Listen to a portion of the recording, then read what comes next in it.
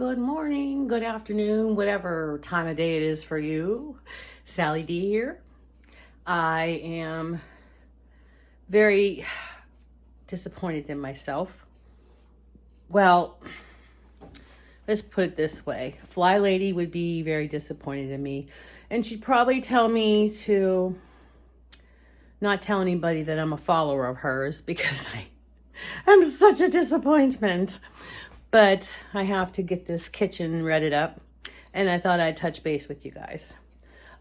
Today, on my little thought for the day, it says, you have what it takes. You have what it takes. And I just hit 100 not too long ago, and I guess I have what it takes for the most part. I'm just being kidding here. So again, today is March 7th, 2025, and we have what it takes. All of us have what it takes somewhere along the line. So let's start out with the dishes. Again, Fly Lady, I apologize, but I do have dishes. I left them there last night. Living life, not for my dishes, but for my husband. And yeah, so I'm going to take you on a little thing here. I'm going to get the dishes done, and then I'm going to show you some things that I've done over the years in my decluttering process and organization. So let's get these dishes done and have a little chit chat, I guess. This thing will not lock in place. So let's put it here, and hopefully it doesn't fall down. All right, let me get you organized. I'm so professional. I told you that before. Okay, so what I'm going to tell you guys, I haven't done my spinning wheel. We have to announce the name of that yet. Daryl picked the little thingy out of all the people who told me what they thought it should be. And then Bestie Dash, which is Jess, she suggested I do that chat DDP, you know what I'm talking about, to ask what we should call it. So we put a bunch of things in a bowl thing, and Daryl picked it. So I'm not going to announce that because he would be very disappointed if he wasn't there to do it with me. Well, we already made a video of it. So let's see what else. And this thing is not staying up. I got, now I have that tripod that moves with, this one here is a small one, and I haven't really set it up yet, but I thought it could hold the camera for me while I do this. I'm trying to get more technical, you know, like know more about all of this YouTube stuff, learning how to do all my videos and edit them and all that. I'm trying, but I keep getting copyrighted. I have a video of Gabriel's birthday, his 9th birthday, which was also Bestie's little girl, Mimi's 9th birthday. I got copyrighted on the song Happy Birthday. Can you believe? I can't believe that. So I'm trying to figure out which version of Happy Birthday is allowed. Okay? Because I've never heard of such a thing. I got these rewashable paper towels. Let me show you here. I see these right here. Can you see it? This here, these are rewashable paper towels, and it goes on this little, I don't know, can you see? I'm doing this thing backwards. And then you just re-roll them on there. They're kind of like, they go back together. But I think it saves a lot on paper products. And then I have another kind over on my island, different print, but they're more for cleaning. So I got like the kind of ugly colors, but that I really like sunflowers, so that's what that is. But that's what I'm looking for. I'm looking for a clean one. So I'll just pull one off the roll here and wash the dishes. But so I'm all over the place today. so I didn't get to do the second episode of the spinning thing and do all the things I wanted to do because we had a emergency here. I had to take Daryl, my husband, to the emergency room because he had a head injury back in June of 2021, I believe it was, and he had a brain bleed. He fell back at work and he hit his head really hard and knocked him right out. I mean, he was just laying there. But so he had that, and he was off for a couple days then. Do you know, as soon as they released him from the hospital, he went right back to work. I know he wants to support us and be a good worker and everything, but you got to take care of your health too, because if you don't take care of your health, then you're going to freaking die. And I would be so lost without my husband. I mean, we married almost 40 years. I don't even want to know life without him. So he had that, and back on, I think it was January 22nd of this year, I was downstairs in the laundry room, and luckily I had my phone, but he texted me because he had his phone right on the nightstand. He texted me, I need help. And he never, I forget what else he texted, but I was like, oh my gosh, because he never does stuff like that. So he was, I thought he was getting ready for work, but he's like, I need help. So I ran upstairs. Well, I hurried upstairs because I don't run anymore because of my health condition myself. But he couldn't, listen to this, guys. He couldn't even talk. I don't know how he used the phone to text me, but he could not, this is the honest God truth, he could not even move. He couldn't move his lips to talk or even make sounds. His arm, he was almost paralyzed, and it scared the out of me. And I said, I'm going to call the ambulance. No. I don't want. I was so scared, out of my mind. But it ended up that he had a mini stroke, and he called off that day, of course, after we got him together and everything. Man, but do you know he went to work the next day? I just don't know what to do with him. So that was January 22nd. He's been okay. He's been having some dizziness and things like that. We went to the doctor, and I told them about it. This is why I have to go to the doctor with him. And I'm not trying to treat him like a baby, because sometimes he's like, you treat me like your 5-year-old students. Well, no, I'm not. But with this head injury, he's a different person. I mean, he's not the same man I married 40 years ago. He's not. And so he didn't even mention that to the doctor. And then I brought it up, and she's like, well, because this is a different doctor. He goes to several different kind of doctors from the head injury. He has to go to speech therapist and things like that, which you would never know looking at him or hearing him, because he does not let anything get him down, which is a good quality, but sometimes you have to, well, I guess I should really talk, because I don't do that either. I keep going even when I'm not well. But he had these symptoms again, and I was texting him. He was at work, and I was texting him, and he always responds whenever I text, and he wasn't answering anything that I was texting him, and I thought, that's really weird. And so I said, are you okay? And so I called him. I don't care if he gets in trouble at work, because he won't tell anybody he's not well. He'll just keep on working. So I got a hold of him, and he says, hon, I'm really not feeling well. I was in a meeting, and I couldn't even keep my eyes open. And I said, I'm coming to get you. We're going to go, to the emergency room.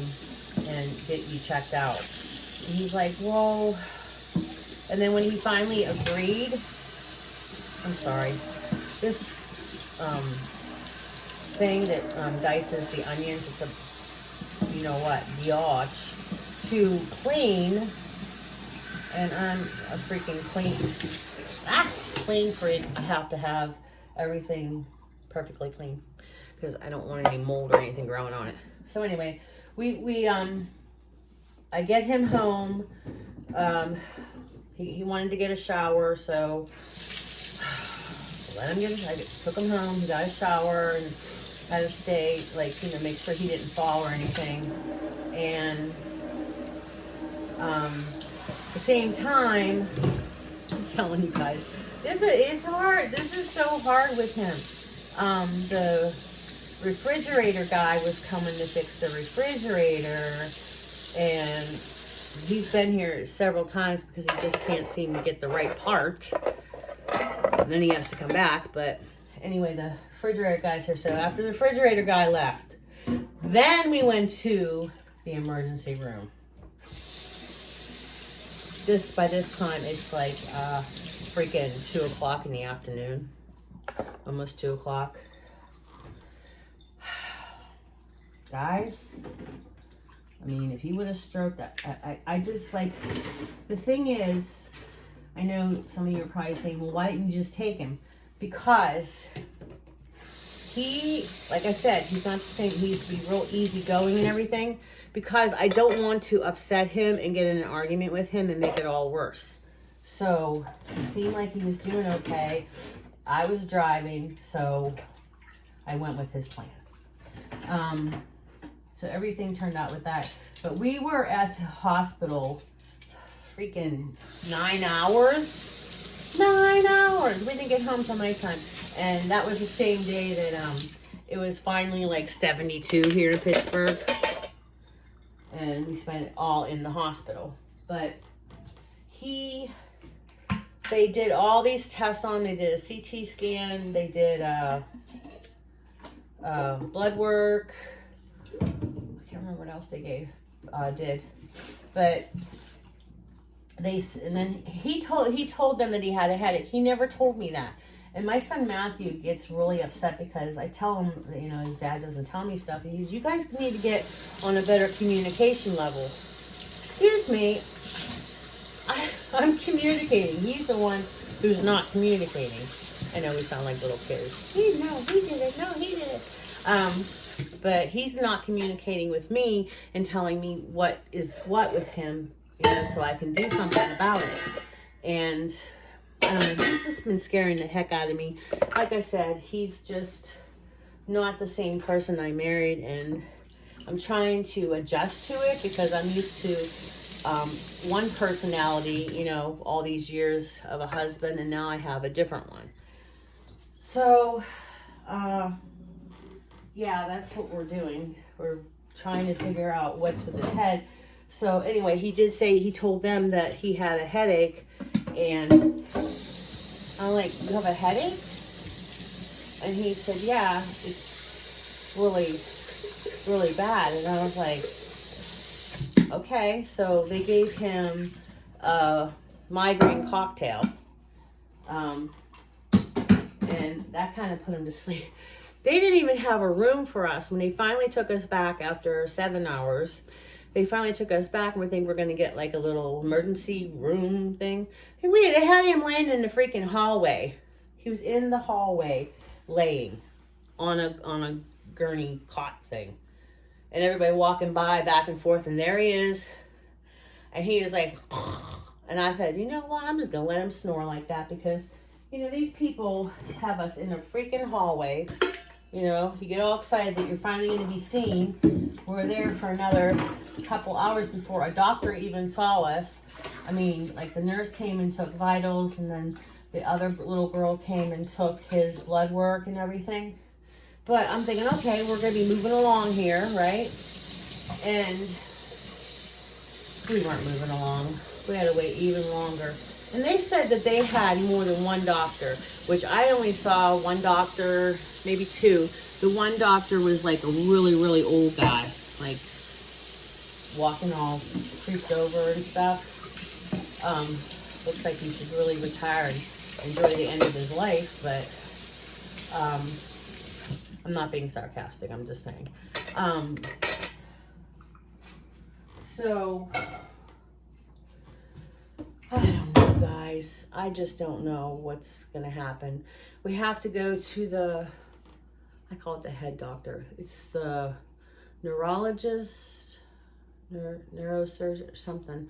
We have to go there next. And he doesn't want to call off for certain days. But just when he had this last one, I took him and he actually called off the next day. I could not believe it because he is so worried about missing work. But, and do you know that since he had this fall with this brain injury and that, our son said that we should get a lawyer and make sure we protect ourselves. And so we did. And ever since he had this fall, they more or less demoted him. Like, he used to go to work and work on the, the floor supervising everybody, and he wore a dress shirt and a tie. Now he wears an old t-shirt and he comes home, his jeans are filthy. They put him back to being like a grunt, more or less. They like just, and Daryl's like, well, they just need me to do some things to help out, because Daryl was always, good with mechanics and, fixing things. He's very good with that. We've never had to hire a handyman. And we had someone fix the refrigerator because that was under warranty, but ended up there was nothing wrong with it. The light wouldn't work because it wasn't plugged in all the way when they made it. So now he's thinking that they are just putting him on, these different jobs because the people on the floor need help and they're not as experienced as him fixing things. But this was June of 2021. Okay, we are now in March of 2025. And now their insurance, their workman's comp insurance, which he never took any workman's comp. He went back to work.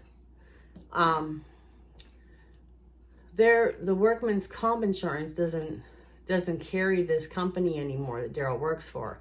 So now the workman comp insurance is trying to end his case, and they offered him like $5,000 to close the case. Now, I told Daryl's lawyer, I said, look, this has affected Daryl's life, and he has his brain injury and we can't figure out what's going on. And number two, this affected my life as well. You can't offer someone $5,000 for a head injury in which you had a brain bleed and you're still not able to function. He forgets stuff all the time. He doesn't remember how to do stuff. I mean, thank God for YouTube. He goes on there to see how people do certain things. Like, he is having a difficult time, a really difficult time. And I feel for him. And I'm not going to lie, I do get frustrated because not with him, but with the whole situation, and how they, how they have him working so hard now, even though he was, more or less the manager in the HR, and he was all these things, and now he comes home so tired and covered with filthy, just his jeans are just, I just don't know what else to do. And the real kicker is the night that he had that accident, I guess it was like in the afternoon, and they took him to the emergency room, and then they had to transport him to the trauma center to another hospital. And Daryl's always home by 4:30, little after 4:30. He didn't come home. And I'm thinking, did he go in a car accident? I'm calling, blowing up his phone. I don't know where he is. And his company did not call me to let me know that he was in an accident. You know how I found out? I'm a little detective. I do this all the time. And people, family and my friends laugh, but I can hunt you down. You know, I had to call. There's a lot of hospitals in Pittsburgh. Do you know that I called all these hospitals and I finally, you know, with HIPAA law, it's hard to find out, but they finally told me where he was. Like, not them, the hospital told me, yeah, we have a patient here. He's the trauma unit. We just transferred him to Allegheny General, and they're going to take it from there. And I'm like, well, what happened to him? Like, why is he in the hospital? Like, I don't know anything. I mean, and I didn't find him till 9:30 at night. Now imagine me, you know me, Miss Crybaby, nervous wreck. I don't know where my husband is. I'm trying to figure out what happened to him, you know. And do you know, to this day, they have never called to apologize. They put me through freaking hell, and I'm still going through it. But I can't even believe that. Why do you have, you know, the emergency contact? When you get a job, you have an emergency contact, do you not? You have to write your doctor's name and all that. Emergency contact. Nobody called me. No, not one person, not his friends, nobody. And the bigger boss, the owner, said, well, we figured that you called her on your way to the hospital. He was unconscious, like, just coming to. Now, how is he going to call? And do you think, like, when he's on, you know, they're taking him to the trauma unit, he's hanging onto his phone, like, I got my phone here? No, they had his phone. They collected it, and I don't know. This is why I'm so worried about him. And if you guys could keep him in your thoughts and prayers and positive vibes, you know, I just can't lose that man, because I love him with every being in my body, you know. And so that's why I haven't done the next episodes of the spinning wheel. I'm not gonna let it slip, but these things are, you know, I'm just so worried. And he continues to go to work, and I worry when he drives, and, you know, stop as hell. Okay, so sorry about that, but I'm already in the 20s here minutes, but that's why, guys, I didn't abandon ship. I would never do that. And I have so many videos I have to do, so you'll probably see me in the same shirt, or I could change wardrobe if it makes you feel more comfortable and think, why is she wearing that shirt all the time? But I got to get these other videos done, and then I already pre-recorded the other things, like Daryl getting the name of the thing, but I didn't do the spin yet, so I do that with you. So yeah, we'll get that done. But thanks for helping me do the dishes. I really have to get the rest of this kitchen cleaned, because I want to run to the UPS at 2 o'clock. I have to tell you about that story about 2 o'clock. But yeah, so that's the gist of it, guys. And please know that I love you and I appreciate every one of your subscriptions. And, you know, you can comment below. I love, you know, getting back to you. Sometimes I comment a little bit too much in reply to you, but I just love my people, and I appreciate all that you do to interact with me. So love you guys, and do an act of kindness today, okay? Any act of kindness you want, all right? And remember what it said today. It said, you have what it takes. You have what it takes to be kind, to be the best person you are. But you be you. Love you guys. Bye.